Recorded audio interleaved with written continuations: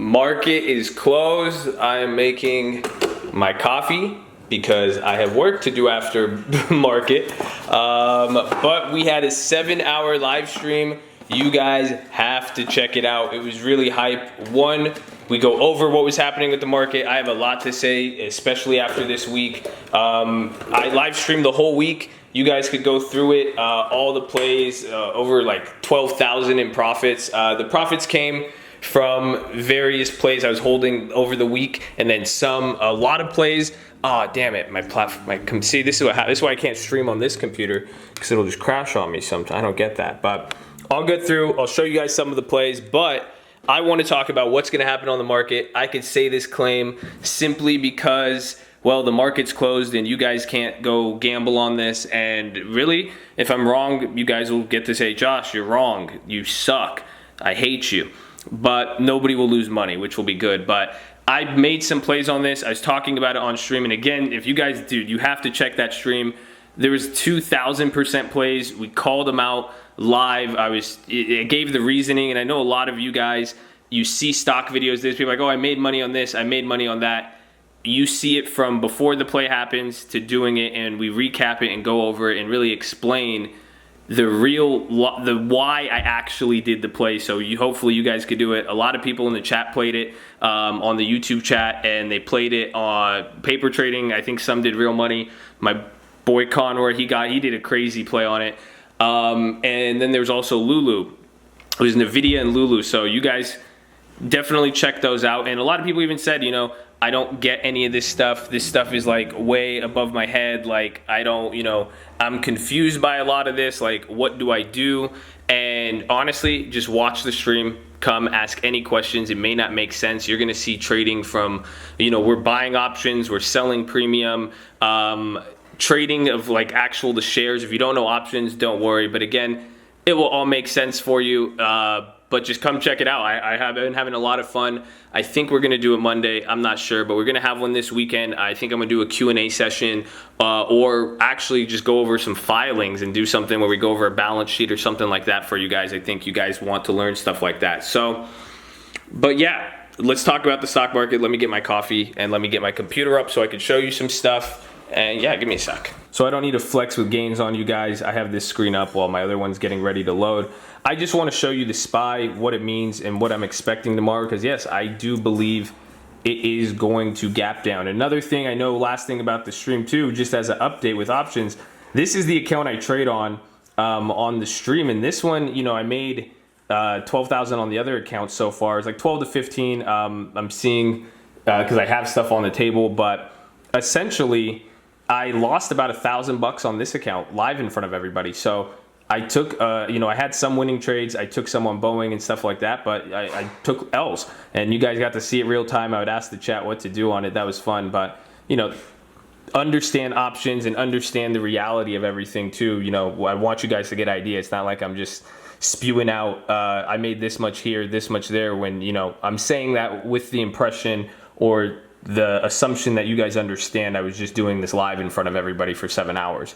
So that being said, look at the market. This is huge. I talked about it in the last video, but essentially the market gapped down a little bit. It came up earlier today. Calls were good, and I had calls those are the ones I lost my money on Amazon, and then it shot down, and it came down a lot. And this is crucial because we closed here. Now there's two things that's going to happen on Monday. I feel like a retard saying this just because it sounds so obviously it's going to bounce or not, but I said this on stream. Today's movement really reminded me a lot of 2015 and even yesterday's move with those bounces, and where literally it hits a low and just rebounds off of it and goes crazy. So you got to keep your eye out for that, especially holding puts, and if you bought puts here, because one, this is to say, you know, I'm thinking if you're long-term investing, you got to think of, hey, we're about to enter a new range, possibly. That's the chance. And this is what I'm saying with the video. The chance for us to gap down and enter a new low, you know, we weren't hitting it through trading. They've been doing this in a very orderly fashion. If it's going to happen, it's going to happen through a gap down. We have China trade data tomorrow. And a lot of stuff over the weekend, but really the big stuff, Huawei, go watch my video on that. I really think that is going to crash the stock, not crash, but it's going to have a big effect. They arrested the lady. They won't give her bail. She's been indicted and charged, and it is now confirmed with the Iran stuff. So that's not good. There was an OPEC deal today, which brought the market up, but it quickly gave it back. And oil's chart kind of looks like it up until here. Oil, and this is where it got confusing, and some would say it's technical selling. I could agree to a point, and I'm going to post a video on my technicals I use on the weekend. But essentially, it was, after around here, it really started to sell off on its own. It didn't do what it was doing. But what I was concerned about, the pound was reaching a low. It was coming near a low, I just don't like that. With how everything has been going, some of these European countries have been going down, and China's currency is weakening again.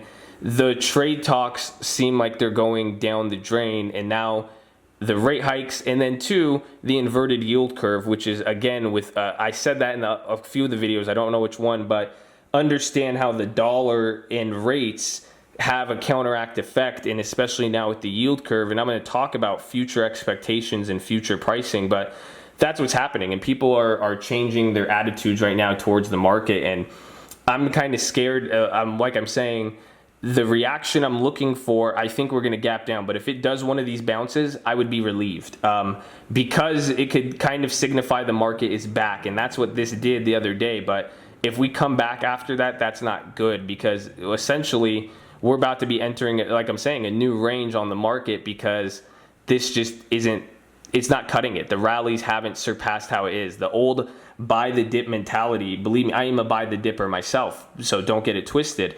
It's just not there. You can't, and that's why I was even saying today, I don't want to make the same mistake of, and I did it here better, but here I made money on the puts. I made a ton of money, but I put it into calls, and I lost money coming into, I made a little here, but I lost money before I was able to really reposition and capitalize, but I didn't make enough here that I liked. I got my calls. They made money here, made decent, caught this move, caught these, but a lot of time, but no, here I got trapped on calls too. I kept holding the calls, gave some of them back, some expired, caught this move.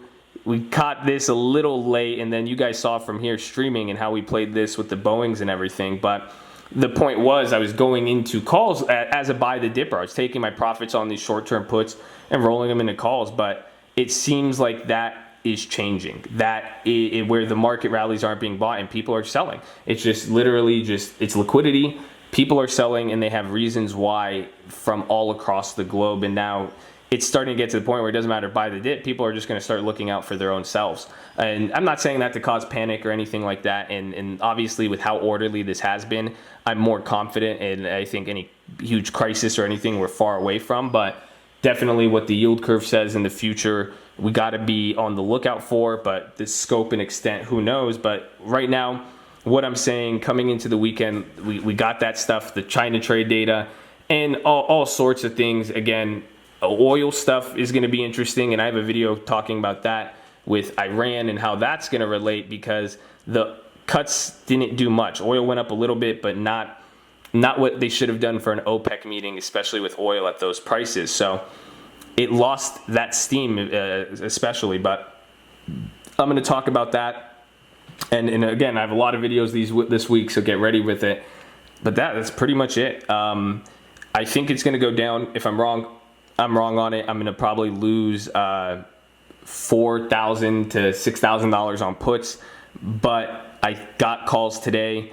I picked up some calls, and I'm playing both ways, but I am more hedged towards the downside. I think Monday's going to be interesting. If we don't have a stream, you guys have seen me play enough where I'll tell you, watch for those opens and see those movements in the market and what you could do in that first 30 minutes and right off open, and understand how those option premiums are just going to fluctuate, move and change, and do all those things and go over the place, because that's where the play is going to be if we don't get a gap. But again, stuff from the Huawei to I think Britain is going to get a little bit out of hand, and if we see any more movements on oil. But it's just weird. And again, like I was saying, with how the market is, Trump had a weird tweet today saying he didn't, or like a article was saying he ripped Rex Tillerson in a tweet, which was interesting.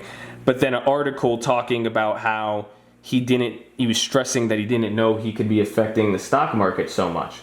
And I think we're going to see what he could jawbone. He could either jawbone something out of it, but the fact that there hasn't been much talking about what's been going on, again, makes me curious. And again, the fact too, we talked about this on stream, the market's getting news, it's getting OPEC, getting rates, it's getting China trade truce, it's taking it in and then selling. Taking it in, selling, reaction, sell. And that's not what we want to get these rallies, but I'm still watching both sides. I'm being cautious. It's going to be entertaining and fun.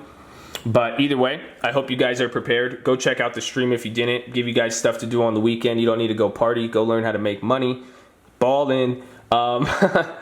That's it. I don't think I have anything else. I love you guys. Subscribe, like the video. Appreciate all of you guys on the channel and everybody on the stream. I really love you guys. I'm glad I've been hearing positive messages. This has been helping you. I love it. I love it. I love it. Give me some questions. Stay in school. Peace.